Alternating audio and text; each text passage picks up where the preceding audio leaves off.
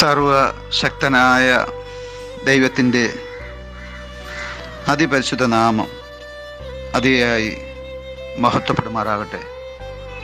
കർത്താവിൽ പ്രിയ ദൈവമക്കളെ, നിങ്ങൾക്കേവർക്കും ജീസസ് വോയിസ് മെസ്സേജ് എന്ന പ്രഭാത ദൈവവചന ധ്യാന ശുശ്രൂഷയിലേക്ക് സ്നേഹത്തോടെ സ്വാഗതം. അല്പസമയ ധ്യാനത്തിന് ഒരു വചനം വായിക്കുന്നു.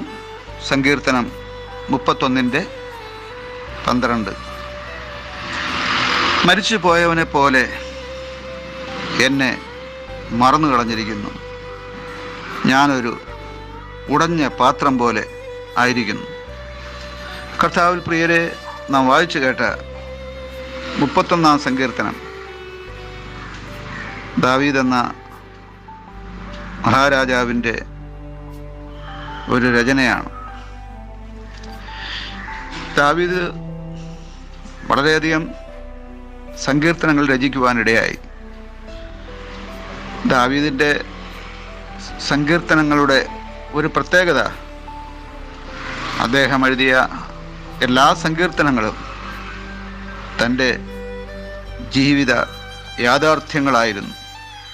ഇവിടെ നാം വായിച്ചു കേട്ട 31-ാം സങ്കീർത്തനം 12-ാം വാക്യത്തിൽ ദാവീദ് ദൈവസന്നിധിയിൽ പ്രാർത്ഥിക്കുകയാണ്. ദാവീദിന് ദൈവത്തോട് പ്രാർത്ഥിക്കുവാൻ വളരെയധികം വിഷയങ്ങളുണ്ടായിരുന്നു, വളരെയധികം വേദനകളുണ്ടായിരുന്നു, വളരെയധികം ഭാരങ്ങളുണ്ടായിരുന്നു, വളരെയധികം പ്രശ്നങ്ങളുണ്ടായിരുന്നു, വളരെയധികം പ്രതിസന്ധികളുണ്ടായിരുന്നു. മുന്നോട്ടുള്ള ജീവിത പ്രയാണം വഴിമുട്ടിയ അവസ്ഥയിൽ അദ്ദേഹം പലപ്പോഴും എത്തിച്ചേർന്നു.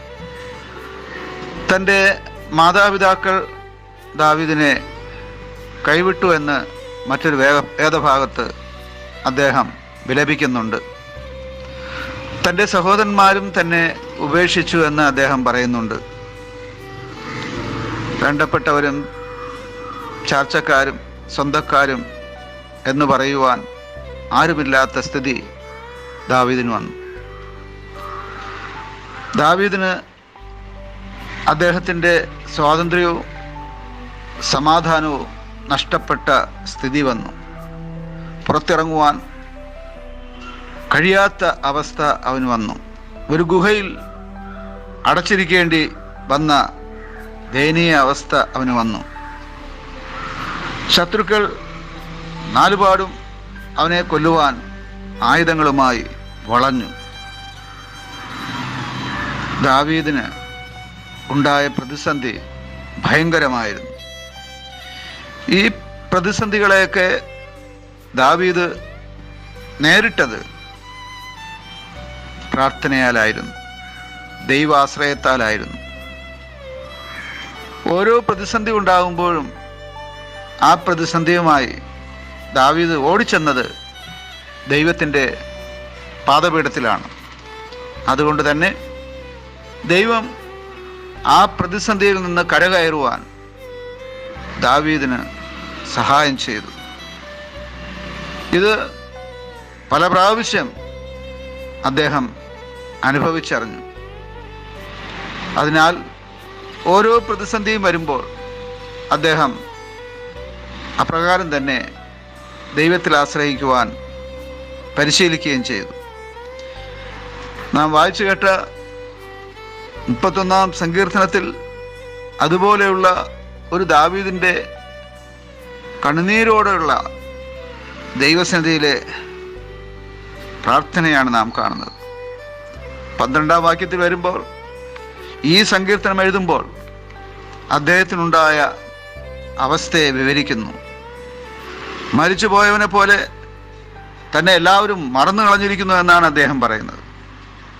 അതെ, നമ്മെ ഓർക്കുവാൻ, നമ്മെ വിചാരിക്കുവാൻ, നമ്മോട് സഹതപിക്കുവാൻ, നമ്മെ കരുതുവാൻ, നമുക്ക് ഒരു പ്രോത്സാഹന വാക്കെങ്കിലും പറയുവാൻ ആരെങ്കിലും ഉണ്ടെങ്കിൽ അത് മുന്നോട്ടുള്ള പ്രയാണത്തിന് നമുക്കൊരു വെളിച്ചമായിരിക്കും. എന്നാൽ ഇവിടെ ദാവീദിൻ്റെ സ്ഥിതി നോക്കുക. എല്ലാവരും കൈവിട്ട അവസ്ഥ, എല്ലാവരും തന്നെ മറന്ന അവസ്ഥ. അദ്ദേഹം സ്വയം പറയുകയാണ്, ഞാനിപ്പോൾ ഒരു ഉടഞ്ഞ പാത്രം പോലെയാണ്. നമുക്കറിയാം, ഒരു ഉടഞ്ഞ പാത്രം നാം പിന്നെ ഉപയോഗത്തിനായി സൂക്ഷിക്കാറില്ല. അതെടുത്ത് വലിച്ചെറിയുകയാണ് പതിവ്. ദാവീദ് പറയുകയാണ്, ഞാനിപ്പോൾ എല്ലാവരാലും വലിച്ചെറിയപ്പെട്ടവനാണ്, ഉപേക്ഷിക്കപ്പെട്ടവനാണ്, എനിക്കാരുമില്ല. ഈ അവസ്ഥയിൽ ദാവീദിന് ദൈവത്തിൽ നിന്ന് സഹായം ലഭിച്ചു എന്നാണ് ഈ സങ്കീർത്തനം മുന്നോട്ട് വായിക്കുമ്പോൾ നമുക്ക് കാണുവാനായിട്ട് സാധിക്കുന്നത്. അതേ പ്രിയമുള്ളവരെ, ദാവീദ് ഇവിടെ നേരിട്ട സമാനമായ പ്രശ്നങ്ങളിലൂടെ ഇന്ന് തിരുവചനം കേൾക്കുന്ന ആരെങ്കിലും കടന്നു പോകുന്നുവെങ്കിൽ ദാവീദിനെ പോലെ ദൈവത്തിൽ ആശ്രയിച്ചാൽ ഒരു വിടുതൽ നിശ്ചയമാണ്. ആമേൻ, ആമേൻ.